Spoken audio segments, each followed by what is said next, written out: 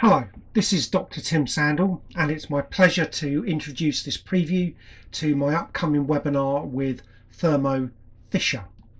And it's all about risk-based approaches to environmental monitoring. So central to the presentation is the concept of risk. So we need to understand some essential risk-based concepts before we move into applying environmental monitoring. So we'll be looking at hazards, sources of contamination, the relative severity, likelihood, the control mechanisms we need to have in place, and also the detection methods, the environmental monitoring itself. We'll be covering frequencies of monitoring, looking at the factors that we can use to determine how often a given suite of clean rooms should be monitored based on their relative risk factors. We'll also be examining how we approach setting the locations for monitoring. So within a given clean room, where should we be monitoring?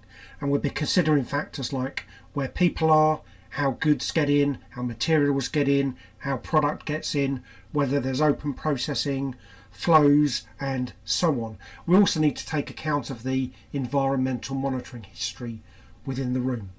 The essential technique for determining locations for monitoring and other risk-based activities is HACCP, Hazard Analysis Critical Control Points, and we'll be looking at how to apply that methodology for our environmental monitoring program. We'll also be considering how to apply risk-based thinking to investigations and formulating corrective and preventative actions. We'll also be looking at other aspects of the program that we can apply risk-based thinking to, things like setting alert and action levels, determining how often we identify microorganisms, and also we'll be tying everything together to the concept of the contamination control strategy. So please join me with this Thermo Fisher webinar, where we'll be taking a deep dive into the application of risk-based approaches to our environmental monitoring program.